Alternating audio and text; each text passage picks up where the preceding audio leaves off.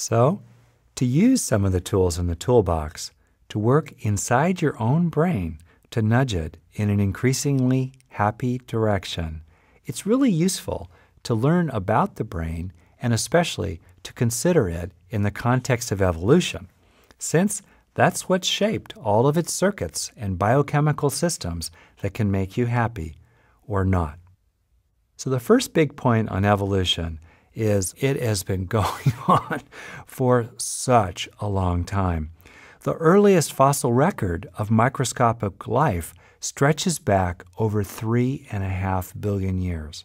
In other words, life formed fairly quickly within a few 100 billion years probably after the Earth cooled enough for there to be solid rock and water that stayed liquid on its surface.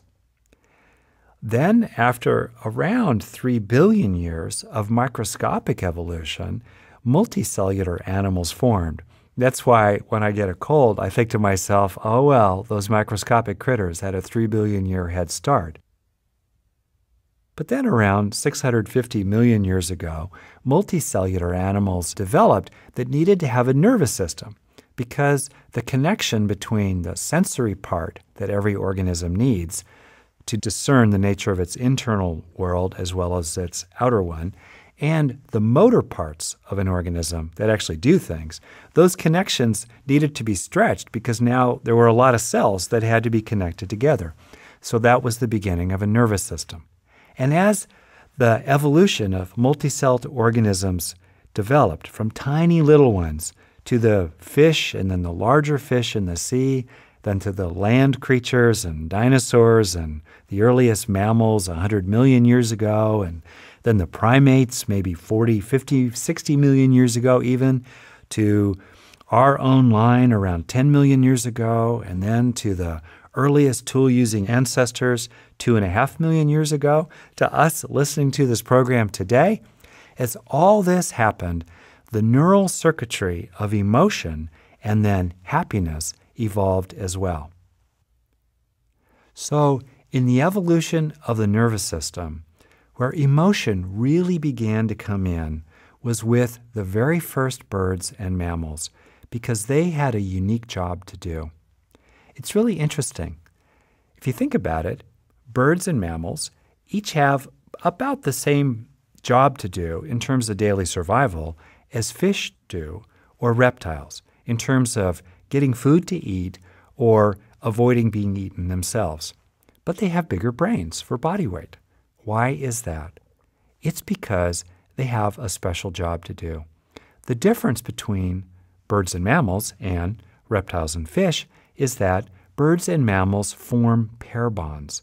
They mate, and they also rear their young. To do this, you got to have a bigger brain because it's hard to figure out who to mate with, even if you're just a bird or a little rat 100 million years ago. And then you got to work stuff out, and then you got to stick around, and then you got to raise those kids. All that takes a bigger brain. Isn't it very great that the evolution of the brain is driven by pair bonding and child rearing? In other words, it's rooted in the evolution of caring, empathy, and love. And then the evolution of emotion really took off in primate evolution, in which the size of the brain is correlated with many measures of social life in primate troops. In other words, think about it. You're working it out with all these other critters in your primate group, the other baboons or the other orangutans, and the alliances, and whose back do you scratch, and who scratches yours, and who's the alpha male and the alpha female and the betas, and how do you work it all out? The politics. You really need a big brain to connect with people and form bonds and cooperate to survive. And then this evolution of emotion really took off in the last 2 million years or so of human evolution. Remember I said the earliest stone tools came in around 2.6 million years ago. And during this time, the brain literally tripled in size. And many of the parts that developed are intimately involved in emotional processing and regulation, including responding to the emotions of others. It's really remarkable to see that it's been relationships and feelings that have been the greatest drivers of the evolution of the mammalian, primate, and human brain. Not tool using, not violence, not war. Empathy, cooperation, and love have been the primary engines of this amazing brain that is enabling you today to make sense of what is being said here, to have thoughts and plans, to enjoy TV, a fine movie, conversations with friends, hopes and dreams. The driver of all that was caring, cooperation, empathy, and love. Now, Mother Nature would not have invested all that neurological real estate. Just 2% of the body weight is your brain, but it consumes over 20% of its oxygen and glucose if it did not have a big payoff for survival. Happiness and other positive emotions aided adaptation and passing on the genes, that's the bottom line in terms of evolution, in a number of ways. Happiness offers rewards for successful fleeing, fighting, and mating. Happiness connects us to others and joins us into bonding, sharing positive states of mind, like celebrating the birth of a child, or a successful hunt, or the coming of spring.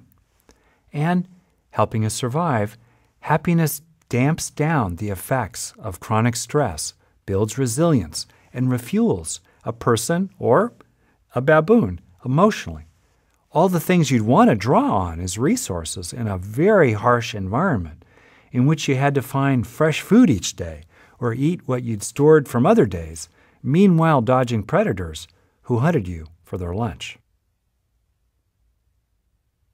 On the other hand, sadly, for all the benefits of happiness and other positive emotions, in many ways it seems that the record of our evolutionary history in the brain indicates that it was the negative emotions that had the greatest survival value, since your brain is naturally tilted in their direction. For example, a famous paper published in 2001 by Roy Baumeister and colleagues, titled "Bad is Stronger Than Good," reviewed hundreds of studies documenting many ways that small negative experiences, thoughts, or emotions can overpower, be stronger than, good ones. As just a sampling of findings, English, our language, has many more words for negative experiences than positive ones.